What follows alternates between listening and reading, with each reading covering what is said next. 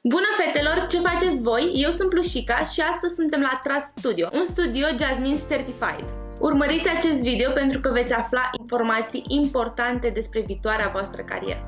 Din punctul meu de vedere, ai nevoie de voință. Nu sunt anumite standarde pentru acest job, dar atitudinea cu care tratezi lucrurile și cu care tratezi acest job este foarte importantă. Pentru o reușită sigură în acest job ai nevoie de voință, seriozitate, implicare. Cu o atitudine potrivită vei reuși. Limba engleză este un subiect foarte controversat și foarte multe dintre voi aveți această întrebare. Dacă nu știu limba engleză, pot veni să mă angajez? Cu siguranță poți, pentru că eu la început nu știam absolut deloc limba engleză, dar cu multă voință și cu răbdare am învățat. Cu ajutorul trainerilor, cu puțin Google Translate, vei reuși și tu. Cu toate ne dorim să arătăm perfect. Eu deja mi-am împlinit acest vis. Ai simțit vreodată că ai nevoie de o încurajare și nimeni nu ți-o oferă?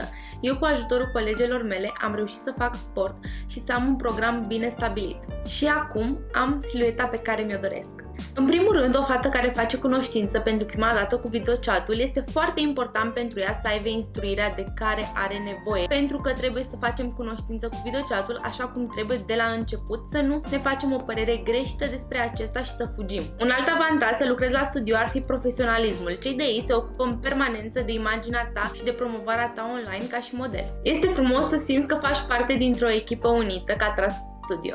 De exemplu, deja multe dintre colegele mele și-au pus fațete dentare și-au făcut mărire de buze și chiar și liposucție. Este un job plăcut care îți aduce multe experiențe noi și multe avantaje, cum ar fi ședințe foto profesionale în locații de vis, reduceri la saloane de înfrumusețare și chiar ajutor pentru prima casă. Este un job care te ajută să te descoperi ca și femeie, un job care te ajută să ai grijă de imaginea ta și te învață cât de importantă este imaginea. Recomand acest job stewardezelor, fetelor care au lucrat în cazinouri și chiar și fetelor care au lucrat în saloane de înfrumusețare. Este un job la care te poți adapta foarte ușor pentru că este un program flexibil. La interviu de angajare ți se vor oferi toate detaliile despre acest job. Îți vor lăsa câteva zile să te poți gândi dacă îți dorești să faci parte din echipa noastră. La Trust Studio mă simt ca într-o familie. Aici mi s-au deschis noi orizonturi. Datorită Trust Studio, acum știu să vorbesc limba engleză la perfecție. Trust Studio te poate ajuta să-ți cumperi prima casă, prima mașină sau cum m-a ajutat pe mine